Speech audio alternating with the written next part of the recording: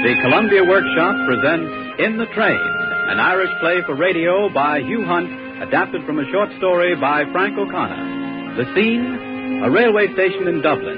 It is night, and the excited chatter of the passengers comes to us over the rattle of milk cans being loaded on the waiting train. Chocolate, cigarettes. Chocolate, cigarettes. Do you want a paper for the train, sir? A paper, is it?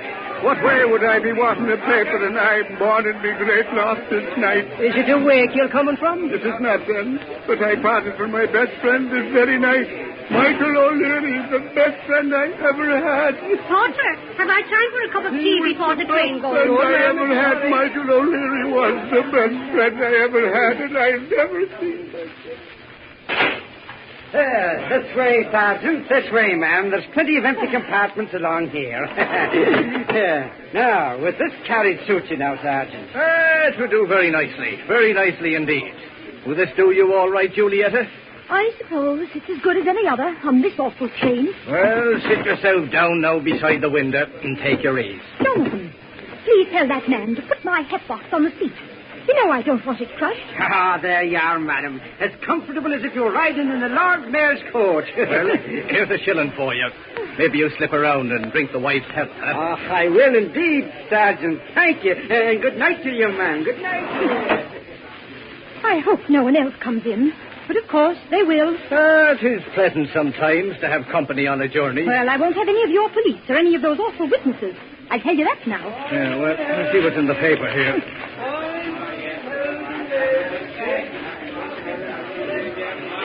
You know, we're not a bit too soon getting here. It's 23 minutes to. And I would have had heaps of time to get that other hat at Cleary's. Heaps of time. Well, I always like to be in time for a train. It's always the same. No fault for anyone, only yourself. Oh, dear, dear. Dear me. I never had a name, but it's trying. Michael O'Leary, the best friend I ever had. Oh, dear Dublin. I always want to cry when the train starts. How long will it be before I see it again? A long while, I suppose. 3 short days. And now back to that old hole, Karen Creech. Well, it was a pleasant little change for you. Change? Well, do you think I like for having my name mixed up in a murder trial? After all, I have friends in Dublin, you know. Oh, no, my dear. No one thought you were mixed up in it. Maybe they didn't, Jonathan. But all the same, why, the papers were full of it. But it was like heaven to be back in Dublin. Just to look down from the hotel windows and see men in real evening dress. I thought the prosecutor... Oh, what was his name? Mr. Boyle. Yes, Mr. Boyle. Oh, he'd a wonderful face. And his voice, it went right through me. Oh, if only we hadn't been engaged in this awful business.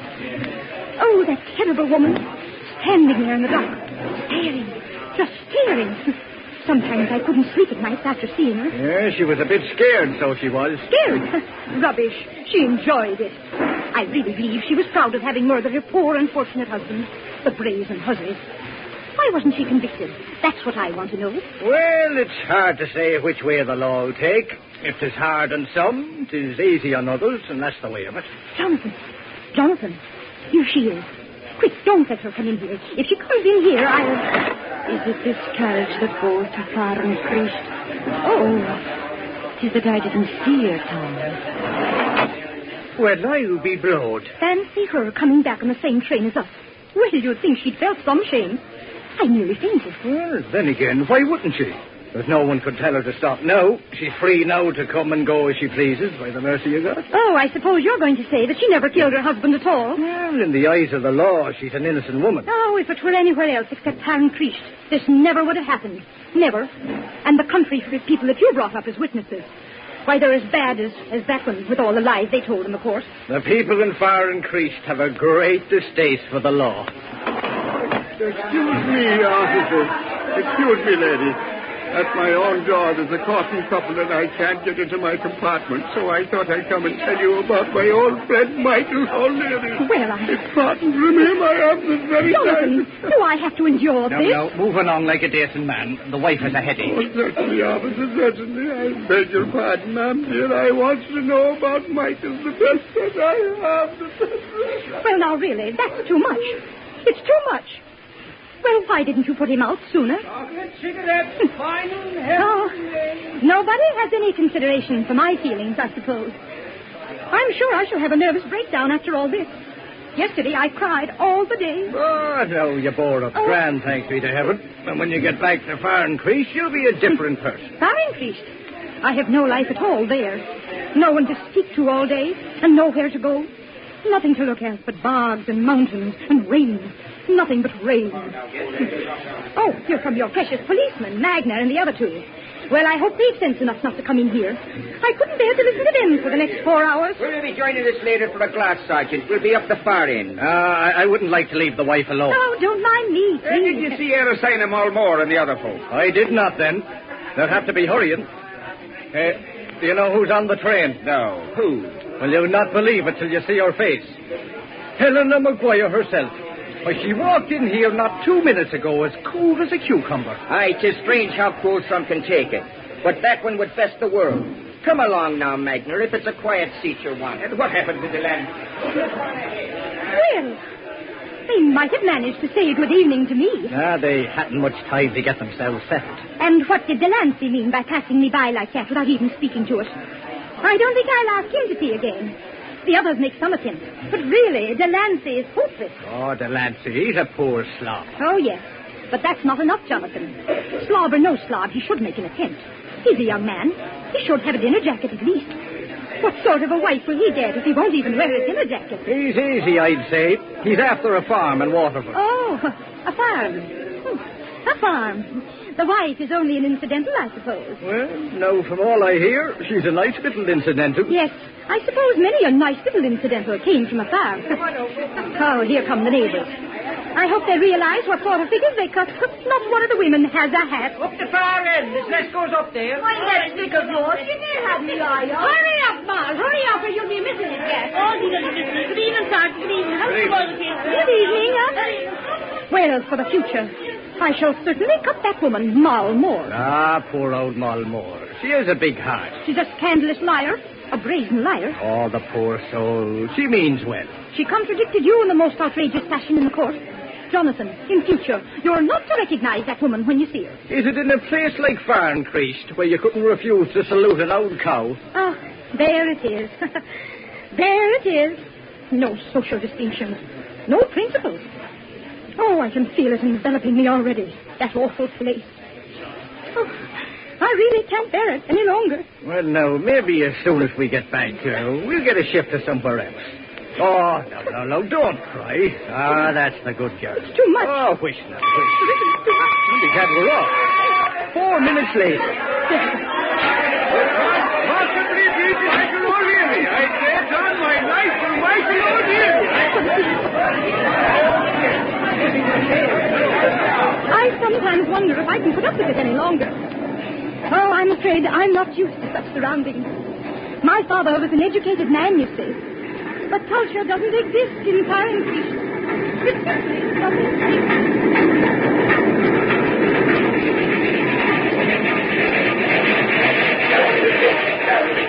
No one to speak to and nowhere to go. No life at all. Buried down there. Nothing to look at but mountains and bombs. Nothing but rain. Criminals too.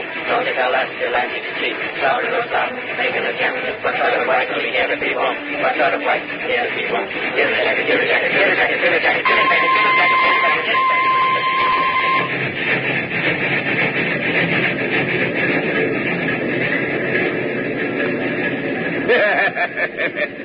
Poor old Delancey.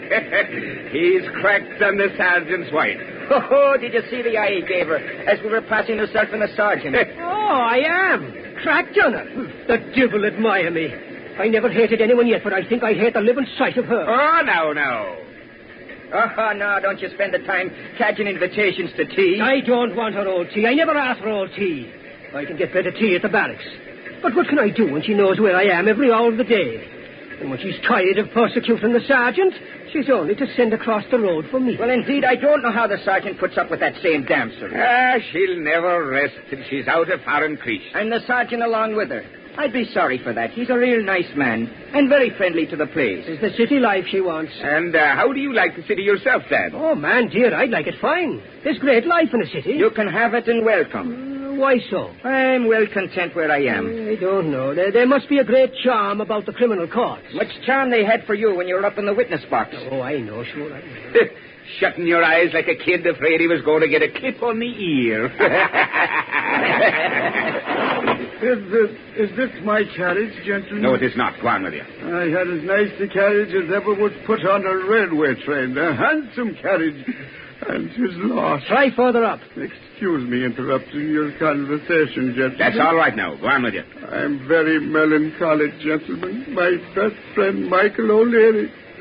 I parted with him this very night, and 'tis known to no one if I'll ever lay eyes on him again in this world. Oh, good night, gentlemen.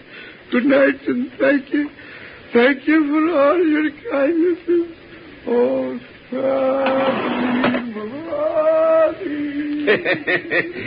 Still, I admit Delancey wasn't the only one had the wind up when he stepped in the box. He was not. Even the sergeant was shook.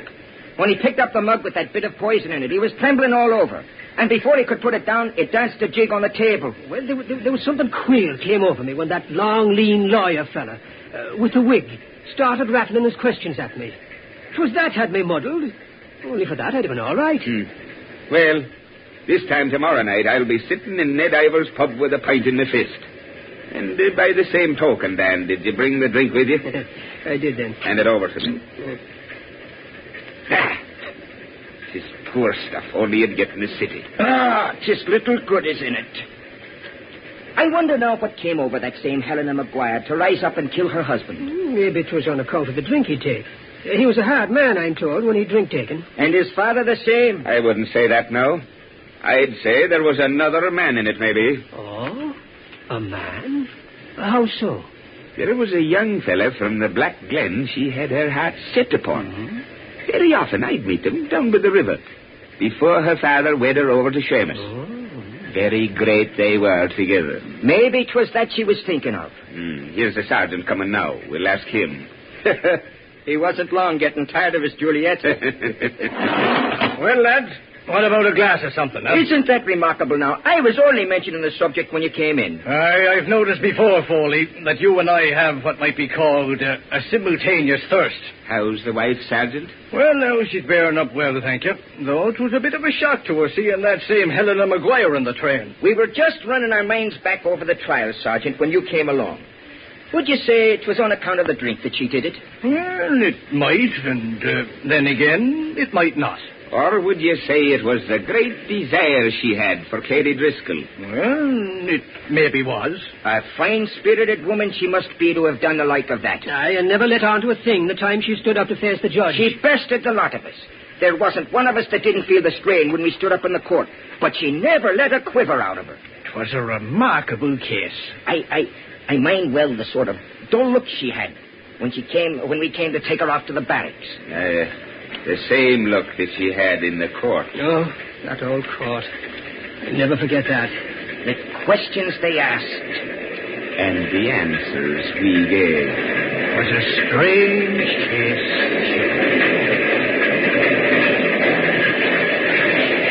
Took a statement from accused. She seemed depressed and quite bemused.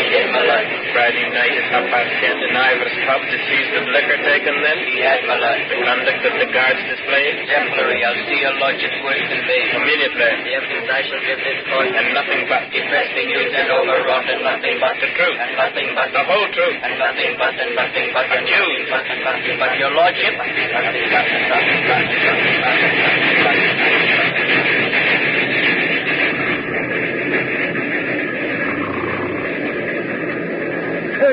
Where are we? Aren't we home yet? No, won't be. What's troubling you to get home so soon? Me little house. Me little hat. I suppose it wasn't enough for you to board up the windows and put barbed wire on the old bit of a gate before you left. It's all well for you that have someone to mind yours for you. And what are you laughing at, ma'am? Is that saying have me laughing? To think of me own helpless idiot of a man this week past at the stirabout pot. And making the bed. And washing the children's face. Aye, and his chicken's running off with Katie Candilla's barley. My barley, is it? There's better barley that was ever guarded than your old pigsty of a farm. Oh, that's thing to say. Isn't it a great pity for me this week past, and I looking at an old scarecrow the like of you, instead of me own fine bouncing man? Kathleen, my boy, the great one is so... She's not here. Who's not here, mister? I'm looking for my own carriage, ma'am, and whatever they done with it is lost. The railways in this country have gone to... Wish if there's nothing else that's troubling you. Wouldn't you sit here down along with yourself? Well, I would with great pleasure, ma'am, with great pleasure. But 'tis only the carriage. 'Tis me traveling companion. I'm a lonely man. I parted with my best friend this very night. I found one to console me, and when I turned me back, she was gone. Oh, so it's a female person that's after consoling you. It was indeed, ma'am. A female person with a beautiful face. A sad female person. And what sort was she? I don't know, ma'am. I don't know. From Farron Creek she came with a beautiful name. Helena Maguire, she called herself. I must find her, ma'am, if I have to search the whole train. Oh, Kathleen.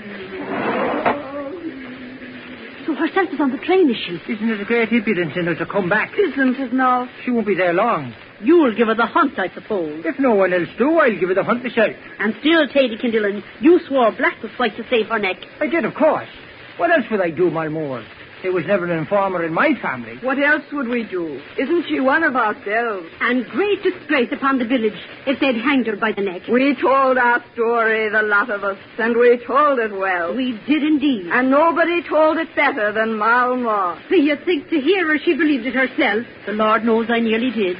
Did anyone ever think the day would come when a woman in our parish would do the like of that? Never, never amongst us. She might do it for land. Or for money. Maybe for money. When the hunger was land, people killed for land. When the hunger was money, people killed for money. In my young days, if you killed a man, there was great reason in it.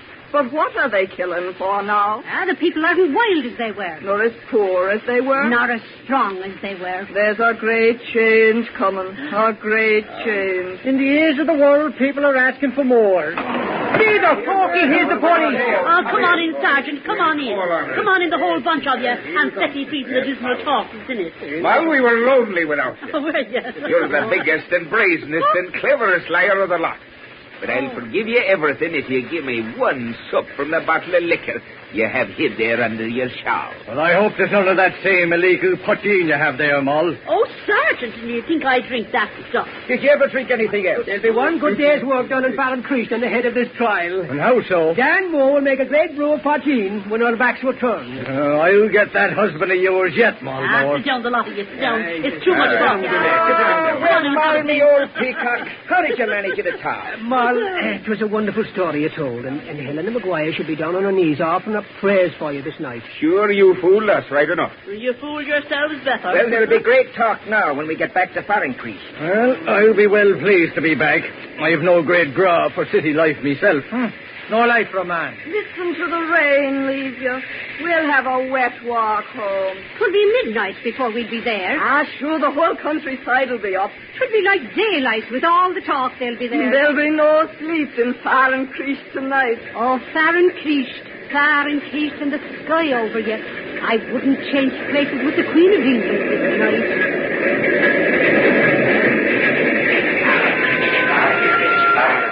Oh, to be back in Farron Creek. The lights in the windows, the heart of the fire, the mist on the meadows, the cow in the fire, the black in the turf, the whitewashed wall, the humpback mountain, overall, and Millie Burns and Molly Burke, Archie Sean and Seamus Burke will all be there to welcome us to Farron Creek. Welcome us to Farron Creek.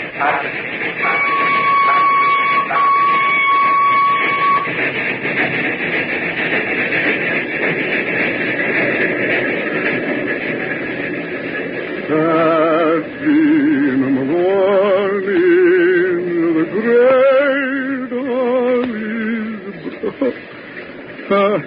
I'm a lonely man, and now I'm going back to my lonely habitation. My best friend I left behind me, Michael O'Leary. 'Tis a great pity you don't know Michael. And a great pity Michael don't know you. But look at the misfortunate way a thing will happen. I was looking for someone to console me, and the moment I turned my back, you were gone. Oh, Kathleen. But Harry there. This is where I go to. This is where I get out. Oh, this is the end of a beautiful friendship, Helena, if you will permit me to call you that. You have a beautiful face. A beautiful face. But what's more important, you have a beautiful soul. I look into your eyes and I see the beauty of your nature. Allow me one favor. Only one favor before we part. What is it you be wanting, mister? A kiss, ma'am. A kiss on your beautiful, sad face. Kathleen, my darling, the great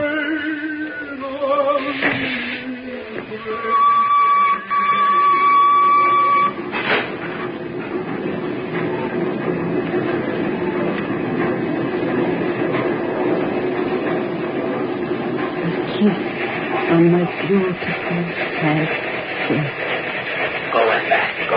Where to? Where to? Nothing left. Nothing. Come on, my dear, the jury's back. Come on now, come on. Oh, Mary, Mother, Face it. take me now. Silence! The verdict of the jury is Oh, Mary, Mother, that Helena Maguire is... oh, Mary, Mother. Not guilty. Man, flat, fight.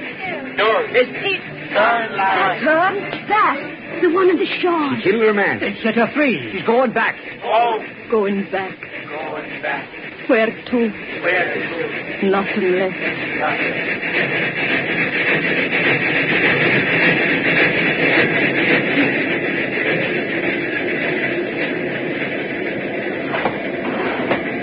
Helena, they're all up in the train. Wouldn't you come now and join us? No. Just that they're asking for you. I couldn't, Now, Mother. why couldn't you? Who are you minding? Is it the police? I'll stop where I am. Here now, take a sip of this, and it'll put new heart into you. Thank you kindly. Wait till I tell you what Magner said. That fellow's a limb of the devil. I've heard a drop mall, says he. Maybe I have then, says I. What is it, says he? What do you think, says I? Oh, for the love of heaven, says he. Baptize it quick and call it whiskey. Oh, they're coming along themselves. Here, give me that bottle. It wouldn't do at all for the sergeant to see that stuff. Will you look at that fella Magner? He's taken a drop too much right enough. Helena, accept my congratulations. We'll get you the next time, though. Masha, what are you saying, mister? Not a word. Not a word. You're a clever woman, a remarkable woman, and I'll give you full credit for it. You threw dust in all our eyes. Poison is hard to come by and easy to trace. But it beat me to trace where you got it from that time. Well, there's things they're saying about me. You're safe now. As safe as a judge on the bench. Last night, when the jury came out with a verdict, you could have stood up and said, "You're wrong, I did it. I got the stuff at such and such a place. I did it and I'm proud of it." You could have said every word of that, and no one would have dared to lay a hand on you. Indeed, what a thing, I'd say. Well, you could. The law is a truly remarkable phenomenon. Here you are, sitting at your ease at the expense of the state, and for one little word of a couple of letters, you could be lying in the body of the jail, waiting for the rope on the morning jaunt. Please, don't talk that way, mister. Well, it was the holy will of God. It's all the bloody lies Balmore told. With all the blasted fools you made of yourselves in the witness box. And now, Helena, since 'tis all over and past, maybe you'll tell us what came over you to do a thing the like of that. Was it for the land you did it? Or the money. Was it because he was old and dirty and cantankerous and a miser the way they said he was? Or maybe on account of the way he beat you when he'd the drink taken. Or what made you do it? We know different from that, don't we, Helena? Well, there'll be one happy man in foreign creech tonight. No, Magner, don't be making mischief. One happy man. 'Tis his turn Go now. on now, man, you're drunk. You wanted him, didn't you? Your people wouldn't let you have him, but you'll have him at last in spite of them all. Do you mean Katie Driscoll? You know rightly who I mean. I'll tell you nothing. She's a close woman, and she's right, surely. Well, however it is, there'll be a right welcome before you when you get back home. 'Tis you'll be the interesting woman, and the people wondering how you came to do it at all. You'll have all that you want. I'm not wanting anything at all. Is that a new blouse you have on? I seen it last night in a shop in the Quay. A shop on the way down from the court. Is it nice? It is a fine colour. How much did it cost you? Is that all you were thinking of? You should have been on your bended knees before the altar. I was, too. Women. Well, we'll be in a couple of minutes. I'd best be getting along to the wife. Well, good night to you, ma'am. And I'm glad for all our sakes things turned out the way they did. Good night. I pity him. There'll be a scolding for that poor man when he gets back to his mate. Give us another sup from that bottle, mouth. That's enough now. You've had enough for the night. And for why would you be buying a new blouse? We're just coming in. Can you see, is there any of the boys on the platform? There's a great crowd, surely. Can you catch a glimpse of my man, Dan? Isn't that him beyond under that lamp? Move over, can't you, the way he'll see me wave. There's me bald Seamus Quirk. I guess the old man showing behind. Where? Look behind it, Nelly. Now, who'd have thought he'd have come down to meet me? She crashed on you, God. Come on, lads, quick! Well, I was keeping his back parlour open. Did you hear that, Foley? Come on. Is there e'er a sign of Paddy Dillon, or did the old rascal die up in Dublin? I'm here. If you leave me, get out. Really, Jonathan, how disgusting. I always hated crowds. Dan, is that you, Dan? Who else would it be if I can't be busy? But no, not at all. Hurry on now, unless you don't be standing around gossiping. Come on now, miss, unless you want to be left behind the train.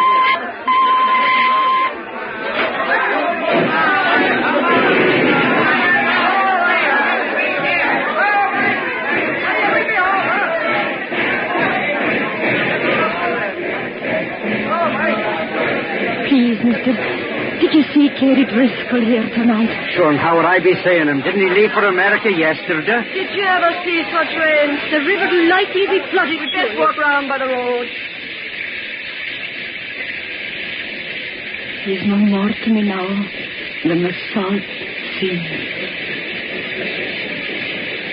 More to me than the salt sea, than the salt sea.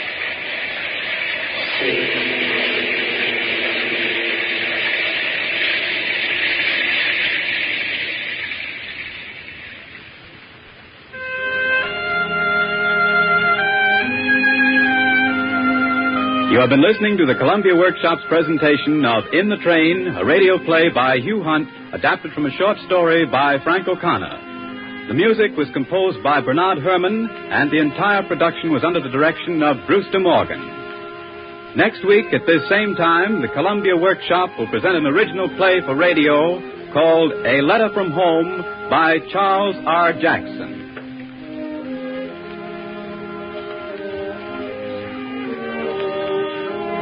This is the Columbia Broadcasting System.